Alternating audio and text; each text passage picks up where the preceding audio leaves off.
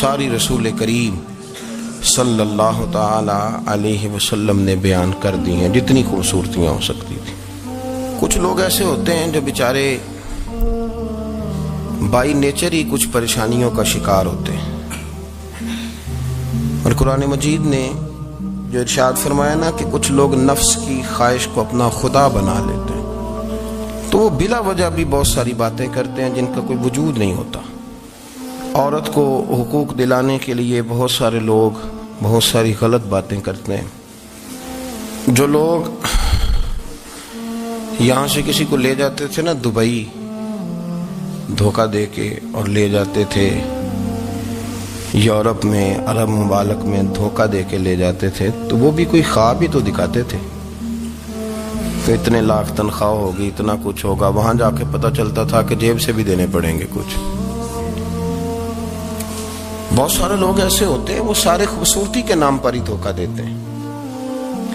آپ کو پتہ ہے کہ جو آدمی کسی کو لالچ دیتا ہے تو کسی کو لوٹنے کے لیے اسے لالچ دینا بڑا ضروری ہوتا ہے۔ لوگ پہلے لالچ دیتے ہیں پھر لوٹتے ہیں، پہلے مکمل لالچ دیتے ہیں، یہ چیز مل جائے گی، یہ چیز مل جائے گی۔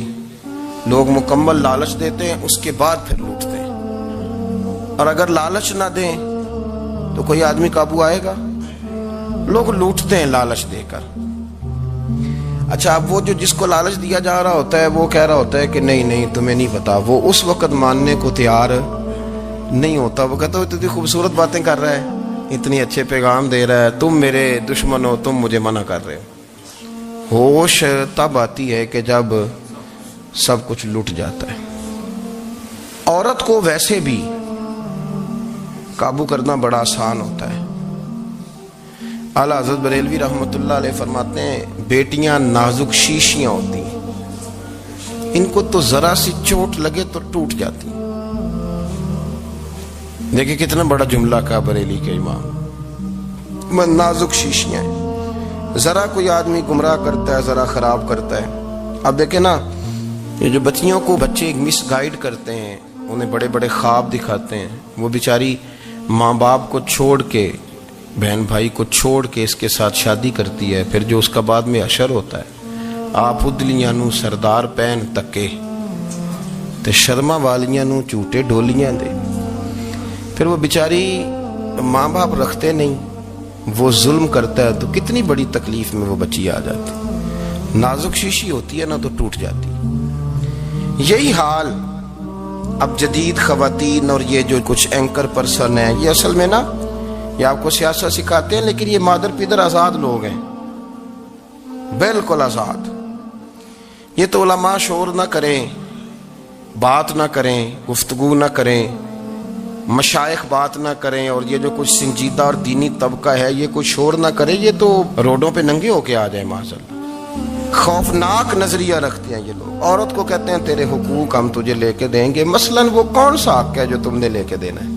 میرے نبی کریم صلی اللہ علیہ وسلم اس کو بیٹی بھی بنایا ہے، اس کو بہن بھی بنایا ہے، اس کو ماں بھی بنایا ہے، اسے بیوی کا عالی شان رتبہ بھی عطا فرمایا ہے۔ اور چونکہ بیٹی کا بھی حق بڑا بیان کیا جاتا ہے، بہن کا بھی، ماں کا بھی، اور بیوی کے معاملے میں لوگ سمجھتے ہیں کہ زیادہ بات نہیں کرنی چاہیے، شاید مسئلہ خراب ہو جائے۔ حالانکہ نبی پاک صلی اللہ تعالی علیہ وسلم نے بیوی کے بارے میں پتہ کیا فرمایا؟ فرمایا جب تم نکاح کر لیتے ہو تو اپنا ایمان محفوظ کر لیتے ہو۔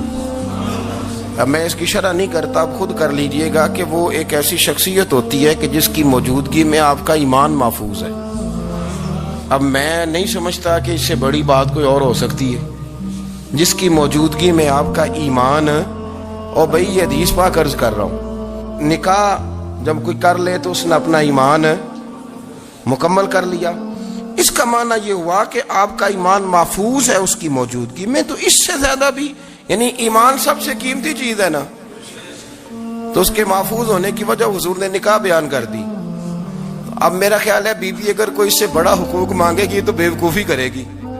اتنا بڑا درجہ نبی کریم نے اسے عطا کر دی، اتنا بڑا مقام دے دیا کہ تو خامد کے ایمان کے محفوظ ہونے کا ذریعہ بن گئی ہے۔ عورت کو جو حقوق رسول کریم صلی اللہ تعالی علیہ وسلم نے عطا فرمائے، نبی پاک نے جو حقوق دیے، دیکھیں نا، حضرت عبداللہ ابن عمر رضی اللہ تعالیٰ عنہ کی اہلیہ بیمار تھی، تو جلدی جلدی سے وہ آئے، تو جب بہت جلدی ہو، سفر بڑا شدید تھا، تو آپ نے جلدی سے نماز ادا کی، جلدی سے چلے۔ آپ کے خادم کہنے لگے حضور خیریت ہے؟ فرمایا میری بیوی بیمار ہے۔ تو اس نے عرض کی حضور آپ کی اہلیہ بیمار ہے، تو آپ نے نماز بھی جلدی سے پڑھی، سفر بھی جلدی جلدی کیا۔ تو فرمانے لگے یہ وہ چیزیں ہیں جو ہمیں مدینے والے رسول نے سکھائی۔ آپ اس کیفیات کو سمجھیں کہ حضور صلی اللہ علیہ وسلم نے درس دیا۔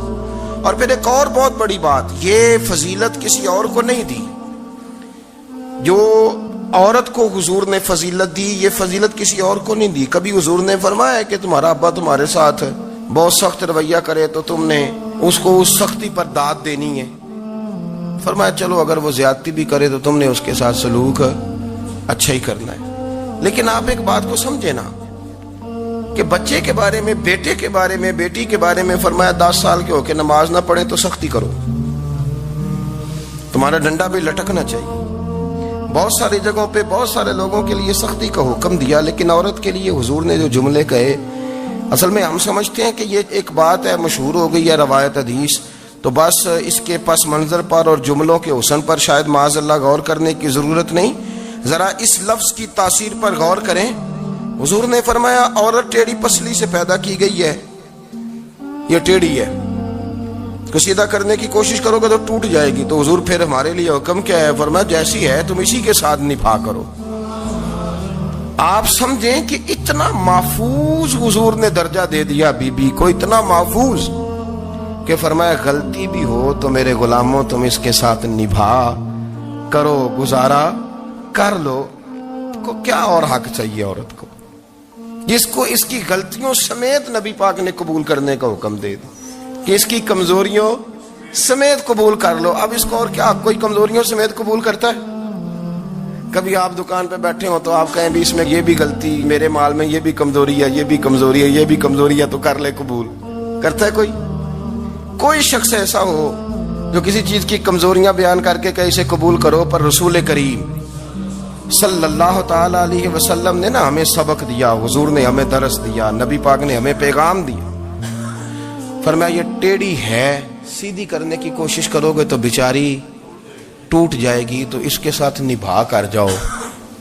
آپ میری بات کو سمجھیے گا۔ چلیں میں اس پر ایک اور بخاری مسلم کی حدیث پڑھتا ہوں۔ حضرت سلمان فارسی رضی اللہ تعالیٰ عنہ اور حضرت ابو درداء کے درمیان بھائی چارہ تھا۔ مکے سے مدینے جب لوگ آئے تو حضور نے بھائی بھائی بنایا تھا، ان کے درمیان بھائی چارہ تھا، تو ابھی پردے کی آیات نازل نہیں ہوئی تھی، تو لوگ ایک دوسرے کی طرف جاتے تھے۔ حضرت سلمان فارسی رضی اللہ تعالیٰ عنہ حضرت ابو درداء رضی اللہ تعالیٰ عنہ کے گھر میں تشریف لے گئے تو دیکھا کہ ان کی بیوی بڑی غمگین بیٹھی ہیں۔ تو ہم نے فرمایا بہن کیا ہوا؟ تو کہنے لگی تمہارے بھائی کو دلچسپی کوئی نہیں رہی، ہر روز روزہ رکھ لیتا ہے اور ساری رات نفل پڑھتا ہے۔ حضرت سلمان فارسی کہنے لگے ٹھیک ہے کر لیتے ہیں بندوبست۔ نماز دین ہے کہ نہیں؟ دین ہے نا یہ چیزیں۔ لیکن حضرت سلمان فارسی جناب ابو درداء سے کہنے لگے آج میں نے تیرے گھر میں رہنا رات کو، کیونکہ وہ تو ساری رات نماز پڑھتے تھے، نفل پڑھتے تھے۔ انہوں نے کہا ٹھیک ہے، ایک بستر لا کے بچھا دیا حضرت سلمان فارسی کے لیے۔ سلمان فارسی فرمانے لگے دوسرا بھی لا۔ کہا وہ کیا کرنا ہے؟ فرمانے لگے تو نے بھی سونا ہے، میں نے بھی سونا ہے، تو نے بھی سونا ہے، عشاء پڑھیں گے اور پھر دونوں سوئیں گے۔ کہا میں نے تو نماز پڑھنی ہے۔ فرمایا تہجد کے وقت اٹھ کے پڑھیں گے، اللہ کے رسول بھی رات آخری حصے میں جا کے نماز پڑھتے ہیں۔ ادھر ساتھ سلا لیا، وہ تھوڑی کو دیر سوئے، اب عادت تھی ساری رات اٹھنے کی، ذرا اٹھنے لگے بستر سے تو حضرت سلمان فارسی فرمایا چپ کر کے سو جا، وہ بڑی رات پڑی ہوئی، چپ کر کے سو جا۔ وہ لیٹ گئے، پھر اٹھنے لگے تو فرمایا سو جا چپ کر کے، بڑا ٹائم ہے۔ سحری کے وقت اٹھے، نفل پڑھے، ان کا ارادہ تھا روزہ رکھنے کا، تو فرمانے لگے کل رکھا تھا نا نفلی روزہ؟ جی رکھا تھا۔ پرسوں بھی رکھا تھا؟ ترسوں بھی رکھا تھا۔ فرمایا آج نہیں رکھنا، آج میں تیرا مہمان ہوں، سارا دن کٹھے مل کے روٹیاں کھائیں گے، آج نہیں روزہ رکھنا، سلا دیا۔ اب حضرت ابو درداء رضی اللہ تعالیٰ عنہ کہہ تو کچھ نہ سکے، پر کہنے لگے سلمان تم پتہ تم کیا کر رہے ہو؟ نہ تم نے مجھے رات اٹھ کے زیادہ نفل پڑھنے دیے، سویرے روزہ نہیں رکھنے دیا۔ تو حضرت سلمان فارسی کہنے لگے کوئی لمبی بات تو نہیں نا، چلتے ہیں نا ابھی فجر میں مسجد نبی میں، تو نبی پاک کو بتاتے ہیں۔ سرکار دو عالم علیہ السلام کی خدمت میں تو اپنی بات کرنا، میں اپنی کروں گا، حضور نتیجے کا اعلان فرما دیں گے، بات طے ہو جائے گی۔ حاضر خدمت ہوئے، عرض کی یا رسول اللہ صلی اللہ تعالی علیہ وسلم یہ ساری رات نفل پڑھتے ہیں، ہر روز روزہ رکھتے ہیں، ان کی اہلیہ غمگین بیٹھی ہیں، حکم فرمائیں۔ تو نبی پاک صلی اللہ علیہ وسلم نے فرمایا پھر ہوا کیا؟ یا رسول اللہ میں نے رات سلایا ہے، سحری میں اٹھایا ہے، سویرے روزہ نہیں رکھنے دیا۔ نبی پاک نے فرمایا سلمان فارسی نے ٹھیک کیا، سلمان فارسی نے ٹھیک کیا۔ پھر حضور نے فرمایا، نبی کریم نے فرمایا ابو درداء تیرے اوپر اگر اللہ کا حق ہے، اس کے رسول کا حق ہے، دین کا حق ہے، تو فرمایا تیری آنکھ کا بھی تیرے اوپر حق ہے، تیرے وجود کا بھی تیرے اوپر حق ہے۔ یہ حضور نے فرمایا تیرے بچوں کا بھی تیرے اوپر حق ہے، تیری بیوی کا بھی تیرے اوپر حق۔ اس حق کو بھی سمجھے، حقوق اللہ بھی ہیں، پر تیری آنکھ کا بھی تیرے اوپر کیا مانا کہ تیری آنکھ سونا چاہتی ہے تو اسے سلا بھی، تیرے وجود کا بھی تیرے اوپر حق ہے، تو تیرا وجود آرام کرنا چاہتا ہے تو اسے آرام بھی کرا۔ اور پھر وہاں نبی پاک صلی اللہ علیہ وسلم نے فرمایا میں تم سب، سننا یہ لفظ حدیث کے، حضور نے اسی موقع پر فرمایا میں تم سب سے زیادہ اپنے رب کو جانتا ہوں اور میں تم سب سے بڑھ کر اپنے رب سے ڈرتا ہوں۔ حضور فرمانے لگے میں روزہ بھی رکھتا ہوں، افطار بھی کرتا ہوں، یعنی کبھی رکھتا ہوں اور کبھی نہیں رکھتا۔ فرمایا میں نفل بھی پڑھتا ہوں اور اپنی بیویوں کو وقت بھی دیتا ہوں۔ سرکار مسجد میں بھی آتے تھے، نواسوں کے ساتھ کھیلا بھی کرتے تھے، ان کے ساتھ پیار بھی کرتے تھے۔ تو اتنے بڑے حقوق حضور نے بیان فرمائے عورتوں کے کہ تمہاری بیوی کا بھی تمہارے اوپر۔ لو ایک حدیث بخاری کی اور یہاں بیان کر دیتا ہوں۔ ایک شخص نے آ کے عرض کی یا رسول اللہ صلی اللہ تعالی علیہ وسلم جہاد کے لیے تیاری ہو گئی ہے، صفیں بن رہی ہیں، مجاہدین کی تیاری ہے، تو میرا بھی نام لکھ دیا گیا ہے مجاہدوں کی لسٹ میں، لیکن یا رسول اللہ صلی اللہ تعالی علیہ وسلم میری بیوی نے حج کی تیاری کر لی ہے اور میرے دوستوں نے، صحابہ نے میرا نام مجاہدین کی لسٹ میں لکھ دیا، تو میرے لیے کیا حکم ہے؟ یہ بخاری مسلم ہے۔ تو نبی پاک صلی اللہ تعالی علیہ وسلم نے فرمایا جہاد پہ کوئی اور چلا جائے گا تو بیوی کے ساتھ حج کرنے جا، اسے محرم کی ضرورت ہے، وہ تیرے بغیر کیسے جائے گی؟ مجاہدین کو تو اور مجاہد مل جائے گا، پر تو اپنی بیوی کے ساتھ جانا۔ نبی پاک صلی اللہ علیہ وسلم نے مرد کو محافظ بنایا ہے، عورت کو مرد کا قیدی نہیں بنایا، بلکہ عورت کو حفاظت عطا کی اور مرد کو اس کا محافظ بنایا۔ اب بچیاں آزاد ہونا چاہتی ہیں، اور آزادی بھی وہ والی کہ جو بنیادی طور پر آزادی نہیں، فحاشی ہے۔ میں نے بہت پہلے کہا ہے کہ اسلام بیٹیوں کو قیمتی سمجھتا ہے۔ جس بندے کے پاس 20 تولے سونا ہو وہ چوک میں لے کے نہیں آتا، وہ قیمتی چیز ہے، اس نے چھپا کے رکھی ہوتی ہے۔ تو جو نبی پاک صلی اللہ علیہ وسلم کا کلمہ پڑھنے والے بیبیاں، اسلام انہیں قیمتی سمجھتا ہے، کہتا ہے کہ تم قیمتی ہو لہذا گھر کے اندر رہو، تم باہر نہ ہو۔ لیکن عورتیں ہیں کہ ان کو بلا وجہ لوگ خراب کر دیتے ہیں اور بلا وجہ وہ اس مغالطے کا شکار ہو جاتی ہیں۔ اب آگے بڑھتے ہیں۔ قرآن مجید نے سورہ نور کی آیت نمبر 30 میں کہا کہ کل للمؤمنین یغضوا من ابصارہم، فرمایا کہ اے محبوب علیہ السلام مومن مردوں سے کہہ دو کہ اپنی نظریں جھکا کے رکھیں، اپنی نظریں۔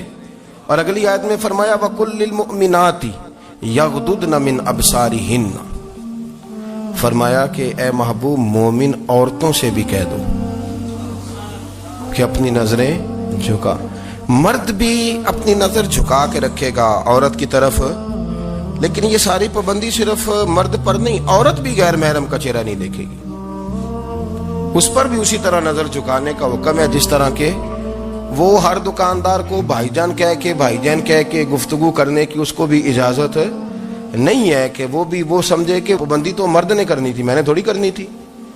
وہ جس کے پاس جائے، جہاں بھی جائے، ڈاکٹر کے پاس جائے، باہر جائے، تو وہ جس طرح مرضی اس کا دل چاہے وہ بات چیت کرے، اس کی عورت کو بھی اجازت اسلام نہیں دیتا۔ بنیادی طور پہ اسلام شرم و حیا کا دین ہے، حیا کی بات کرتا ہے۔ حیا کی جب ہم تعریف کرتے ہیں تو حیا کی تعریف یہ ہے کہ کوئی کبھی چیز دیکھ کے نہ تو آپ کی طبیعت میں کراہت محسوس ہو، آپ کوئی غلط جملہ منہ سے نکالتے ہوئے ذرا جھجکیں، آپ کوئی غلط بات کرتے ہوئے تھوڑا بوجھ محسوس کریں۔ ہمارے ہاں تیزی سے فروغ پایا ہے بے حیائی میں، سنگیوں کی محفلیں، یاروں کی محفلیں، اس میں غلیظ گفتگو ہوتی ہے، الا ماشاءاللہ۔ جن دوستوں کو بڑی پاک صاف گفتگو کرنی چاہیے، دوستی کا رشتہ بڑا مقدس رشتہ ہے، جو یہاں ایک دوسرے سے پیار کریں گے جنت میں بھی اکٹھے داخل کیے جائیں گے۔ شرط یہ ہے کہ پیار اللہ رسول کی رضا کے لیے ہو، لیکن اس کے اندر اگر آپ کی گفتگو کچی ہو، کمزور ہو، فحاشی والی ہو، عریانی والی ہو، ہمارے ہاں تو اب اس کو لوگ فیشن سمجھتے ہیں، اس کو مردانگی کی علامت سمجھتے ہیں کہ وہ جی ساری باتیں جی وہاں ہو گئی، اور جس کا جو جی چاہا اس نے کہا۔ آپ جب حیا کے دائرے میں ہوتے ہیں تو آپ خود بھی سکون محسوس کرتے ہیں۔ دیکھیں نا، آپ کو نیند سکون سے کہاں آتی ہے؟ جہاں کمرہ بند ہو، چاروں جانب دیوار ہے، اوپر چھت ہے، خالی دروازہ بھی کھلا ہوا ہو نا، تو جب بندہ سکون لینا چاہتا ہے تو کہتا ہے یار ذرا دروازہ ذرا بند کر دو۔ وہ اچھی طرح اپنے آپ کو چھپا لیتا ہے نا حیا کے پردے میں، تو اللہ اسے سکون عطا کرتا ہے۔ اور جو اس سے بھی زیادہ ٹھنڈی نیند میں جانا چاہتا ہے وہ کہتا ہے لائٹ بھی بند کر دو۔ اب وہ مکمل طور پہ سمجھتا ہے کہ میں چاروں جانب سے چھپ گیا ہوں، اگر میں کھل کے بھی سو جاؤں گا تو میرا چونکہ پردہ قائم ہے تو مجھے کوئی دشواری نہیں ہوگی۔ آپ جب چھپ جاتے ہیں، جب آپ حیا کے اندر سمٹ جاتے ہیں، جب آپ چادر کے اندر آ جاتے ہیں تو آپ بہت ساری جگہوں پہ آسانی محسوس کرتے ہیں۔ تو حیا تو آپ کو سکون دیتی ہے، حیا تو دل کو راحت دیتی ہے۔ میں بڑی ذمہ داری سے بات عرض کرتا ہوں، قرآن مجید نے نا ایک مقام پہ مذاق کو، ایک مزاح ہوتا ہے خوش طبی، وہ نہیں مذاق، مذاق اڑانا۔ قرآن پاک نے نا مذاق کو ایک جگہ پہ جاہلوں کا طریقہ بھی قرار دیا ہے۔ بنی اسرائیل کے لوگوں سے حضرت موسیٰ نے کہا کہ گائے ذبح کرو اور ایک ٹکڑا مقتول کو مارو، زندہ ہو کے خود بتا دے گا مجھے کس بندے نے قتل کیا۔ تو کہنے لگے آپ ہمارے ساتھ مذاق کر رہے ہیں۔ تو قرآن مجید کہتا ہے کہ حضرت سیدنا موسیٰ علیہ السلام فرمانے لگے اعوذ باللہ ان اکون من الجاہلین، فرمانے لگے میں اللہ کی پناہ مانگتا ہوں کہ میں جاہلوں میں سے ہو جاؤں۔ یہ مذاق کرنا تو جاہلوں کا طریقہ ہے۔ اگر آپ کی زبان سے بے حیائی کا جملہ نکل گیا، اگر آپ کی زبان سے بے حیائی کا جملہ نکل گیا، آپ نے کہہ دیا کہ ہم آزاد لوگ ہیں، جو مرضی کریں گے، جو مرضی کہیں گے، جو ہمارا دل میں آئے گا کریں گے، تو پھر تو لوگ آپ کا وہ حشر کریں گے کہ آپ سے برداشت ہی نہیں ہوگا۔ جس کا لوگ مذاق بنا لیتے ہیں اور جو مذاق بن جاتا ہے پھر اسے کچھ جینے دیتا ہے۔ آپ حیا کی چادر میں چھپیں گے تو بچیں گے۔ اگر آپ نے اپنا مذاق بنوا لیا یہ کہہ کے کہ میں نے مرضی کرنی ہے، پھر یاد رکھنا چھپنے کو جگہ نہیں ملے گی، پھر تکلیف میں آ جائیں گے، پھر بہت بڑی اذیت کا شکار ہو جائیں گے۔ شرم و حیا، عرب کے اندر جو کواری لڑکیاں تھیں ان میں بڑی حیا ہوتی تھی۔ الحمدللہ میں بڑے فخر سے کہتا ہوں کہ میرے پنجاب کی، میرے پاکستان کی بیٹیاں بھی 20 دفعہ ان کا ابا کہے تیری شادی کرنی ہے تو وہ آنکھ نہیں اٹھا پاتی آج بھی۔ یہ تو وہ چند لوگ ہیں جو کہتے ہیں ہم ہائی کلاس ہو گئے، ہمیں نہیں پتا کہ وہ روشن خیال ہو گئے ہیں کہ روغن خیال ہو گئے، پتہ نہیں کدھر چلے گئے۔ ورنہ ہماری بیٹیاں آج بھی جب ان سے ان کا باپ، ان کی ماں بات کرتی ہے تیری شادی کی، تو وہ تو شرم کے ساتھ پچھلے سے پچھلے کمرے میں چھپتی ہیں۔ یہ اللہ نے فضل کیا ہوا ہے اس ملت پر۔ تو عرب کی لڑکی بڑی حیا والی ہوتی تھی، اس سے کوئی بات کرنی پڑتی تھی تو 20 دفعہ بات کی جاتی، پھر بھی وہ عورت چھپتی پھرتی تھی۔ حضرت عائشہ صدیقہ رضی اللہ تعالیٰ عنہ فرمانے لگیں میرے نبی پاک صلی اللہ علیہ وسلم عرب کی کواری لڑکیوں سے بھی زیادہ حیا کرنے والے۔ قاضی اعجاز مالکی نے، شیخ عبدالحق محدث دہلوی نے، دیگر بزرگ جو سیرت نگار گزرے انہوں نے لکھا ہے کہ نبی پاک صلی اللہ علیہ وسلم کے اندر 100 مردوں سے زیادہ طاقت تھی، 100 مردوں سے زیادہ طاقت۔ اب جو بات کہنے لگا ہوں، جو نتیجہ دینے لگا ہوں، اس پر خاص توجہ آپ فرمائیں گے۔ ذرا فکری طور پر، نظریاتی طور پر ایک چیز کو سمجھیے۔ ہم سمجھتے ہیں کہ جوان لڑکا ہے جی جو مرضی کرے، عمر ہے جی۔ آپ ذرا بات پر غور کیجئے گا کہ حضور صلی اللہ علیہ وسلم میں طاقت 100 مردوں سے زیادہ ہے اور حیا کواری لڑکیوں سے بھی زیادہ ہے۔ ذرا اس بات کا تقابلی جائزہ کیجئے گا کہ طاقت 100 مرد سے زیادہ ہے لیکن حیا کواری لڑکی سے بھی زیادہ ہے۔ اس کا معنی یہ ہوا کہ جس ٹہنی کو پھل زیادہ لگ جاتے ہیں وہ جھکا کرتی تو حیا تو حسن ہے، حیا تو آپ کو پاک صاف کرے گا، حیا تو آپ کو نرالا کرے گا، انوکھا کرے گا۔ وہ ہمارے ایک دانشور ہے، انہوں نے مضمون لکھا، کئی باتیں بڑی پسند آتی ہیں۔ وہ کہتے ہیں کہ میری اہلیہ، ان کو بھی کسی نے نا مس گائیڈ کر دیا تھا، حالانکہ اچھی خاتون ہے، کسی نے مس گائیڈ کر دیا تو وہ بھی سماجی اور ویلفیئر اور یہ خواتین کو شوق ہوتا نا بننے کا، تو وہ بھی سماج کے اندر اچھا مقام تلاش کرنے کے موڈ میں آ گئی. تو کہیں ایک دن جانا تھا تو بڑی بن سنور کے میرے ساتھ وہ گاڑی میں بیٹھ گئی. تو میں گاڑی میں، عورتوں کو یہ بھی مسئلہ ہوتا ہے نا کہ ہماری تعریف کرو، تو کئی دفعہ بعض مردوں بیچاروں کو جھوٹ بولنا پڑتا ہے، تو زبردستی کراتی ہے نا جی. تو اس میں گنجائش بھی دی ہے شریعت نے گنجائش دی ہے کہ کبھی بیوی کو راضی کرنے کے لیے خلاف واقعہ بات کرنی پڑے تو کر لینی چاہیے. تو وہ کراتی بھی ہیں. 3 موقع پر خلاف واقعہ بات کرنے کی اجازت ہے. واقعے کے خلاف بھی آپ بات کر سکتے ہیں. جنگ کے موقع پر 2 لوگوں کو صلح کرانے کے لیے اور بیوی کو راضی کرنے کے لیے کر لیں کوئی ایسی بات، بے شک اپنی طبیعت پہ جبر کر کے کر لیں، گنجائش ہے، اجازت ہے. تو وہ کہتے ہیں جب وہ گاڑی میں میرے ساتھ بیٹھی بن سنور کے، تو وہ تقاضا کرنے لگی کہ میں نے مطلب بڑے اچھے کپڑے پہنے ہیں پر آپ نے توجہ نہیں کرائی. تو سیانا بندہ تھا، وہ چاہ رہا تھا کہ میری خاتون سمجھ جائے. وہ کہتے ہیں مجھے پتا تھا کہ بیچاری مس گائیڈ ہو گئی ہے، دل کی بڑی اچھی ہے، سیانی ہے، لیکن اس کو نا کچھ خواتین نے، کچھ لوگوں نے مل کے اس کو ذہن غلط کر دیا ہے کہ سماج میں نکلو، باہر جاؤ، کام کرو، فلاں کرو، اپنی مرضی سے جیو. تو میرے ساتھ گاڑی میں بیٹھی کہیں جانے کے لیے، تو مجھ سے کہنے لگی کہ آپ نے میری طرف توجہ ہی نہیں کی، آپ نے کوئی ذکر ہی نہیں کیا کہ میں کیسی لگ رہی ہوں. تو وہ کہتے ہیں میں نے اسے کہا کہ اگر تو ناراض نہ ہو تو پھر میں صحیح والی تعریف کر دوں. تو اس نے کہا کہ آپ کر دیں. تو کہتے ہیں میں نے درد سے اور خلوص سے اپنی بیوی سے کہا، خلوص کے ساتھ میں نے کہا میں تو روز گھر ہوتا ہوں، روز شام کو گھر ہوتا ہوں، اگر تو میرے لیے تیار ہوتی تو میں تیری تعریف کرتا، لیکن آج تو باہر جانے کے لیے تیار ہوئی ہے، تو پھر ان سے تعریف کی امید رکھ جن کے لیے تو نے تیاری کی ہے. میرے لیے تیاری کرتی تو میں تو ہر شام تیرے پاس ہوتا ہوں. کہتے وہ میرے لفظوں میں درد تھا تو وہ بھی رو پڑی اور کہنے لگی آپ گاڑی روک دیں، مجھے باہر جا کے کسی کو راضی نہیں کرنا، میں نے اسے راضی کرنا ہے جس کو رب کریم نے میرا شوہر بنایا ہے اور میرے لیے منتخب کیا ہے میرے ماں باپ کو. میں واپس لوٹتی ہوں. یہ ایک پہلو ہے سلگتا ہوا، اس کو سمجھا جائے. رسول کریم صلی اللہ علیہ وسلم عرب کی کواری لڑکیوں سے زیادہ حیا والے تھے. کواری لڑکیوں سے زیادہ حضور حیا فرمایا کرتے تھے. جب خانہ کعبہ کی مکہ شریف میں تعمیر ہو رہی تھی نا، اہل عرب اس کو تعمیر کر رہے تھے، تو نبی پاک صلی اللہ علیہ وسلم اپنے چچا حضرت عباس کے ساتھ خانہ کعبہ کی تعریف میں مصروف تھے.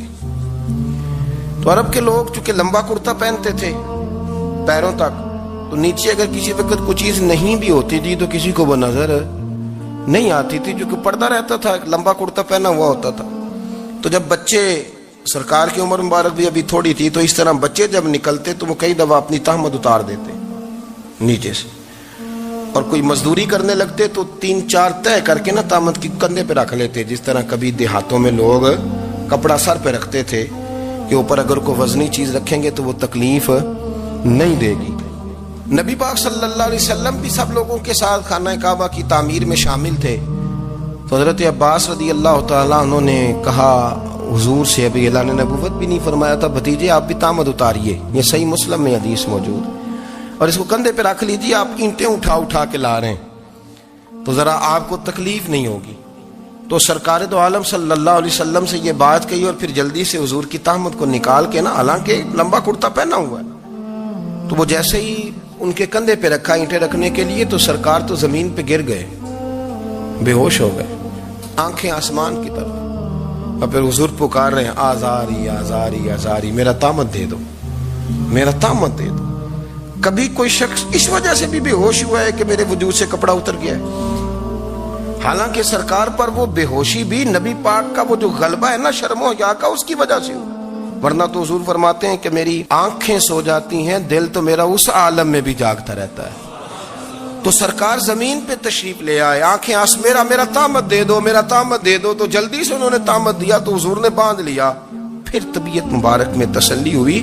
یعنی ہم اس رسول کے غلام ہیں کہ جن کے تو وجود سے کپڑا اتر جائے تو حضور برداشت نہیں کرتے، قبول نہیں فرماتے، تکلیف شروع ہو جاتی. لیکن یہاں نوجوان ہیں اور بڑا قد کاٹ ہے اور بڑے بڑے سمجھدار لوگ ہیں، گرمی آتی ہیں تو شارٹ کپڑے پہن کے گھومتے ہیں، ان کو خیال نہیں کہ یہ وہ والا لباس ہے جو باہر تو کیا گھر میں اماں کے سامنے نہیں پہننا چاہیے, بہنوں اور بیٹیوں کے سامنے نہیں پہننا چاہیے.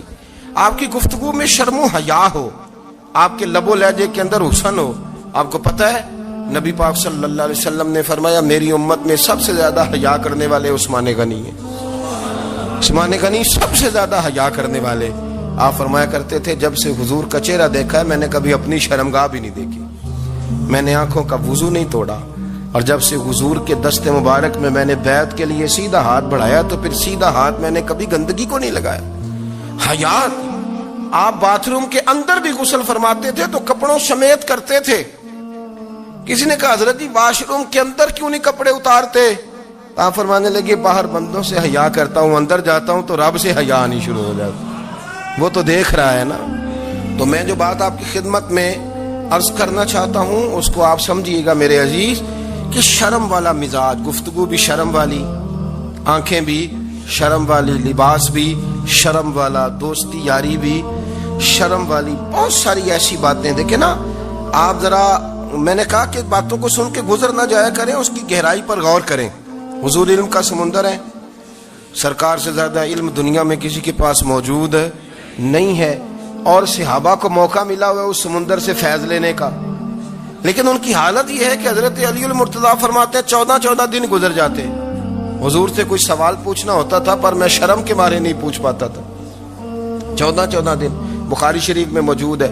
ایک دن نبی پاک صلی اللہ علیہ وسلم نے پوچھا صحابہ سے کہ وہ کون سا درخت ہے جس کے پتے نہیں گرتے, اور وہ درخت اس طرح ہے جس طرح مومن ہوتا ہے, وہ درخت میرے مومن کی طرح بتاؤ. حضرت عبداللہ ابن عمر فرماتے مجھے پتا تھا کہ وہ کھجور کا درخت ہے, لیکن چونکہ ابو بکر صدیق بھی بیٹھے ہیں, عمر فاروق بھی بیٹھے ہیں, مولا علی بھی بیٹھے ہیں, عثمان غنی بھی بیٹھے ہیں, اتنے جید لوگ بیٹھے ہیں, تو مجھے حیا آتی تھی کہ میں کیوں جواب دوں. کہتے سرکار نے کئی دفعہ پوچھا, لوگوں نے کئی اور درخت بتائے, پر فرمایا تمہارا جواب درست نہیں ہے. آپ حیا کے اس پہلو پر غور کریں کہ سوال کا جواب آتا ہے. سوال کا جواب یعنی مجھے سوال کا جواب آتا اور پھر میں دوں نہ, مجھے بدعزمی نہ ہو جائے گی. یہ کیسے ممکن ہے کہ میری رات گزر جائے, مجھے پتا بھی تھا اور میں نے بتایا نہیں. بہت سارے لوگ آ کے بہت ساری باتیں بتاتے ہیں, بہت ساری باتیں وہ سمجھاتے ہیں, تو ہم غور سے ان کا چہرہ دیکھنے لگ جاتے ہیں, کہتے ہیں یار اس کا تو دعویٰ تھا کہ میں سمجھنے آتا ہوں, تو یہ تو ہمیں سمجھا رہا ہے, چلو الحمدللہ ہم سمجھنے کو تیار ہے. لیکن میرے عزیز پتہ بھی ہے جواب کا, علم بھی ہے, لیکن فرماتے ہیں میری حیا نے مجھے اجازت نہ دی کہ میں جواب دوں.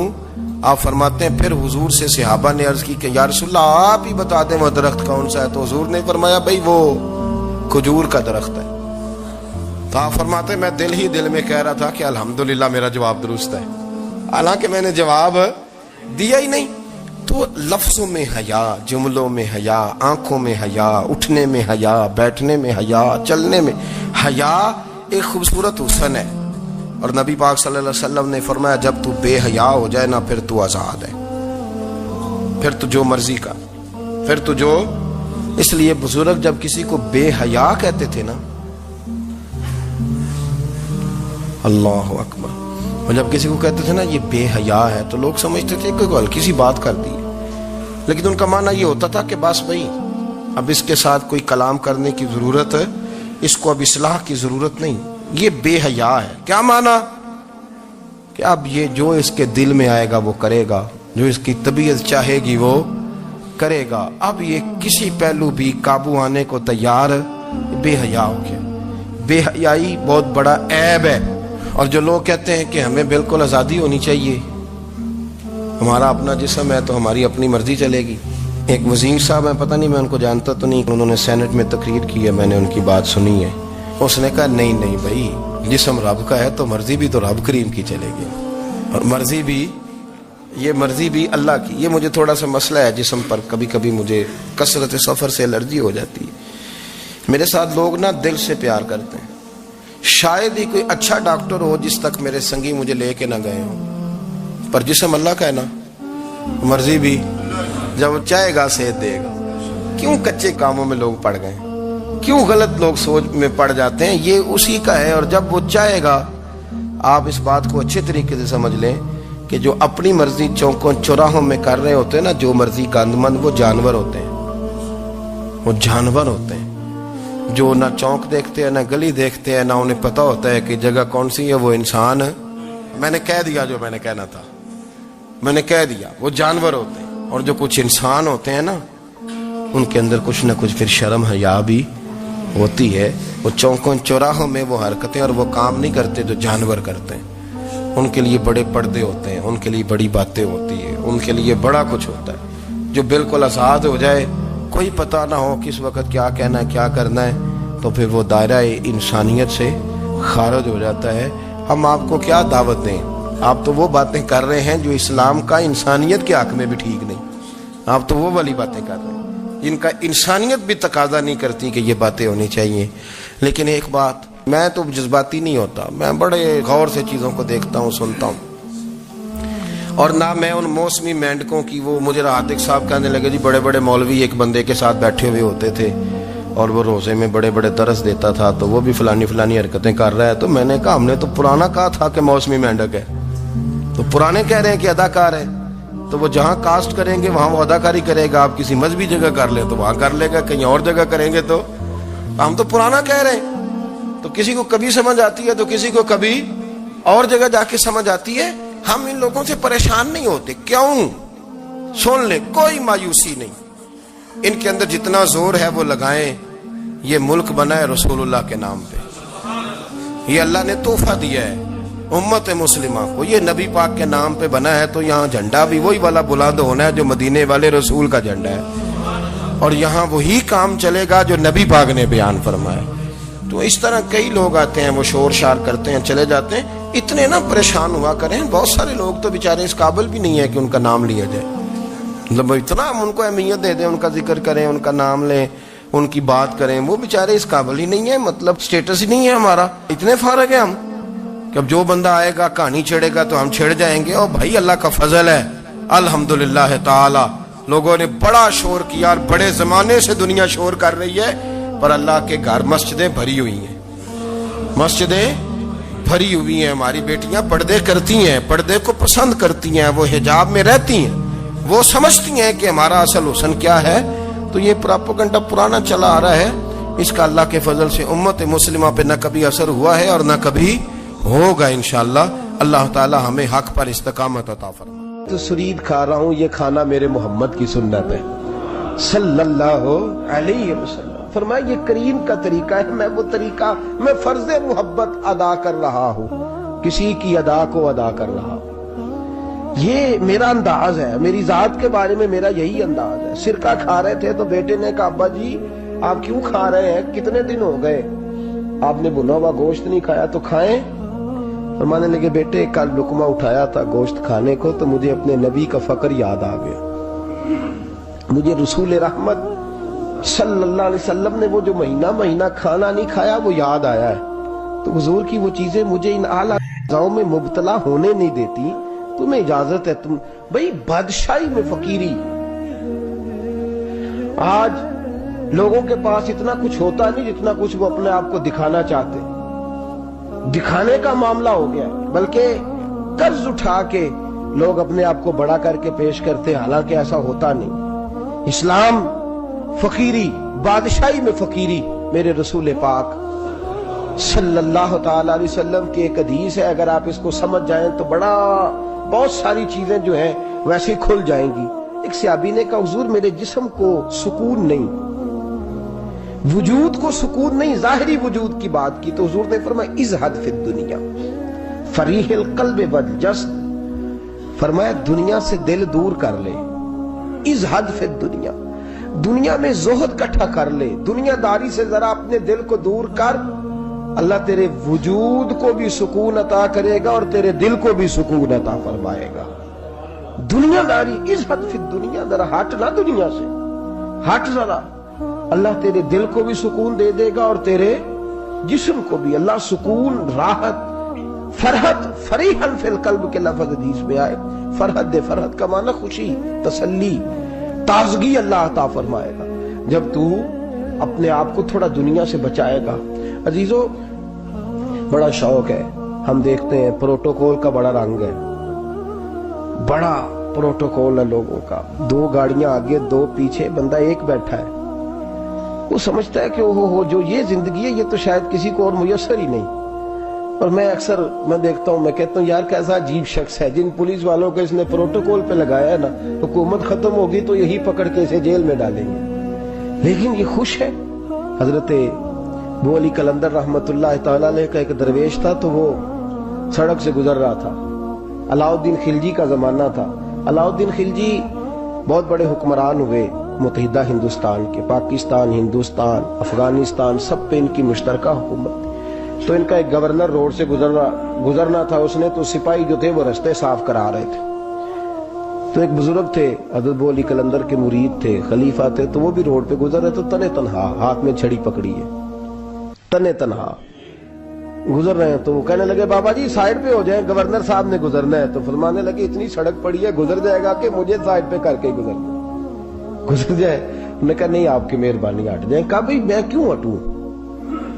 وجہ اس کی اتنا رستہ ہے، گزر جائے، میں بوڑھا آدمی ہوں، تم مجھے سائیڈ پہ کرو گے، پھر رستہ ڈھونڈتا پھروں گا۔ کہا بابا تیری مہربانی ہٹ جا، نگاہ فقر میں شان سکندری کیا ہے، اور خراج کی جو گدا ہو وہ کیسری کیا ہے۔ اس نے کہا میں اس کو کیا سمجھتا ہوں، بادشاہ ہوگا تو گھر ہوگا، میں اسے کیا سمجھتا ہوں؟ اور میں ناراض نہ ہوئیے گا، امیروں کو خراب غریبوں نے کیا ہے، بڑوں کو خراب چھوٹوں نے کیا۔ اگر ہم گاڑیوں کے آگے پیچھے بھاگنا چھوڑ دیں تو لیڈر سیانے ہو جائیں، یہ ہمارے نعرے تباہی کرتے ہیں، ہم نہیں سمجھتے کہ ہم کتنا نقصان کرتے ہیں۔ نگاہ فقر میں شان سکندری کیا، خراج کی جو گدا ہو وہ کیسری۔ اقبال کہتے ہیں کہ وہ تو بڑے فقیر ہیں جن کو تم بادشاہ سمجھتے ہو، تمہارا ٹیکس نہ ملے تو ان کی حکومت نہیں چلتی، تو خراج کی جو گدا ہو وہ کیسری کیا۔ خیر حضرت ابو علی قلندر رحمت اللہ علیہ کے وہ درویش جو تھے نا، وہ روڈ پہ کہا بابا جی ہٹ جائیں، کہنے لگے نہیں ہٹتا۔ انہوں نے بازو پکڑ کے نا بابا جی کو ذرا زور لگانا چاہا تو بابا جی نا آلتی پالتی مار کے، چوکڑی مار کے تو زمین پہ بیٹھ گئے، کہنے جو اٹھایا جاتا ہو تو اٹھا لو۔ اب تو درویش کبھی ضد کرتے نہیں، اور اگر کریں تو مسلم شریف میں میرے نبی پاک نے فرمایا رب اشغاز اکبر لو اقسم علی اللہ لابرہ، فرمایا رب کریم کا بندہ تو اللہ کو قسم دے دے تو اللہ اس کی قسم کو پورا فرما دیتا ہے، اللہ اس کی قسم کو پورا فرماتا ہے۔ تو فرمایا جاؤ اٹھتا ہوں تو اٹھا لو۔ بحث ہونے لگی، لوگ کٹھے ہو گئے، رش ہو گیا، تو اتنی دیر میں گورنر صاحب کی سواری بھی پہنچ گئی۔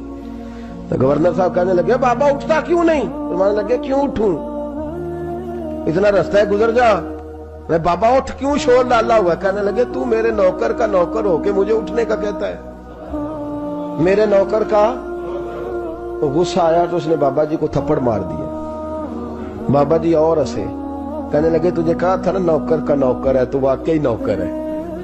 اس نے کہا میں تھپڑ مارتا ہوں، بابا ہنستا ہے۔ یہ زیادہ انسلٹ ہوتی ہے، آپ کر کے دیکھیں، آپ غصے کے جواب میں غصہ کریں تو سامنے والے کو کوئی سزا نہیں۔ آپ کبھی گالی کے جواب میں مسکرا دینا یار اب میں تیرے ساتھ بات کروں، تیرے ساتھ بحث کروں، تو یہ زیادہ بڑی سزا، یاد رکھیے۔ ہم تو دشمن کو بھی پاکیزہ سزا دیتے، ہاتھ اٹھاتے نہیں، اسے اس کی نظروں سے گرا دیتے۔ جب تھپڑ مارا تو بابا جی ہنس پڑے، کہنے لگے تجھے کہا تھا نا تو غلام ہے، تو بھائی واقعی غلام ہے۔ اب جب ہنسے تو اب اس کو ڈھارس ہوئی، توجہ ہوئی، کہنے لگا بابا ماجرا کیا ہے، میں کیسے غلام کا غلام ہوں؟ تو بابا کہنے لگا دیکھنا، تجھے مسجد آنے کا کہے تو تیرے لیے مصیبت ہے، اتنے لوگوں کو تو ٹائم دے لیتا ہے لیکن اللہ کو تو نہیں دے پاتا، تو نفس کا غلام ہے اور نفس میرا غلام ہے، لہذا تو میرے غلام کا غلام ہے، تو میرے نوکر کا۔ کہنے لگا یہ ساری نفس پرستی ہے، یہ جو تو نے دنیا داری اکٹھی کی ہوئی ہے نا، یہ جو تیرے نعرے لگ رہے ہیں اور تو سمجھتا ہے کہ یہ میرے، یہ تو تنخواہ دیتا ہے، تیرے نعرے لگاتے ہیں، ذرا تنخواہ چھوڑ کے بات کر، پھر دیکھ تیرے کتنے نعرے لگتے ہیں۔ تو یہ ڈرتے ہیں تجھ سے، لوگ تیرے آگے پیچھے بھاگتے ہیں، ذرا اقتدار سے سائیڈ ہو تو یہ پتہ لگے تیری قیمت کیا ہے۔ تو سمجھتا ہے کہ میری جیب میں پیسے ہیں، لوگ مجھے سلوٹ کرتے ہیں، تو نہیں ہے، تجھے سلام کوئی بھی نہیں کر رہا، تیری جیب کو سلام ہو رہا ہے، تیرے عہدے اقتدار کو اور تیری وحشت اور دہشت کو سلام ہے۔ اس نے کہا حضرت جی مجھے سلام کب ہوگا؟ تو فرمانے لگے جب تو بادشاہی میں فقیری کرے گا، جب تو بادشاہی میں بھی فقیری ہوتی ہے میرے عزیزوں، بادشاہی میں بھی فقیری ہوتی ہے۔ آپ کے اس ہندوستان کا ایک بادشاہ کا نام اورنگزیب عالمگیر بھی ہے. اورنگزیب عالمگیر کے انتقال کا وقت آیا نا تو اورنگزیب عالمگیر بیمار ہوئے. آخری وقت منبر پہ چڑھے اور لوگوں کو کہنے لگے, لوگوں تم مجھ سے اکثر پوچھتے تھے نا کہ بادشاہ تیری 2 انگلیوں پہ سیاہی کو لگی رہتی ہے اور تیرے ہاتھوں میں سوراخ کیوں رہتے ہیں. اورنگزیب عالمگیر, یہ میں آپ کو فرشتوں کی کہانی نہیں سنا رہا, اس دنیا میں, اس دور میں, اس دھرتی پر بسنے والے لوگوں کی کل کی بات سنا رہا ہوں. اس ہندوستان میں ہندوؤں کے ملک پر حکومت کرنے والے ایک مسلمان دیانتدار بادشاہ کی بات سنو. کہتے ہاتھوں میں سوراخ کا پوچھتے تھے نا تم لوگ, اور تم مجھے پوچھا کرتے تھے تیرے ہاتھوں پہ سیاہی کیوں لگی ہوئی ہے.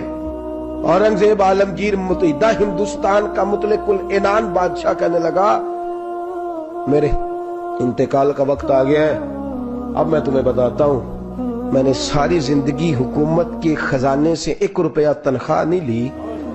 میں کتابت کرتا تھا, کتابیں لکھ کے جو مجھے مزدوری ملتی تھی, اور میں ٹوپیاں سیا کرتا تھا, میرے ہاتھوں میں سوراخ ہو جاتے تھے. میں نے اس کا رزق حلال کھایا ہے. اور فرمایا 50 روپے فلان جگہ میں نے رکھ دیے ہیں, میں مر جاؤں تو اس کا مجھے کفن دے دینا اور لوگوں کو بتانا کہ وہ ہندوؤں, میرے رسول پاک صلی اللہ علیہ وسلم نے جس طرح مجھے کہا تھا میں نے اس طرح حکومت کی. وہ خطبہ پڑھ رہے تھے, اورنگزیب خطبہ پڑھ رہے تھے اور گلیوں میں کھڑے ہندو کلمہ پڑھ پڑھ کے مسلمان ہو رہے تھے. میرے دوست, یہ بادشاہی میں فقیری. ہمارے پاس تو پیسے آتے ہیں تو ڈرائیور کی ذمہ داری ہے, یہ بھی پروٹوکول ہے.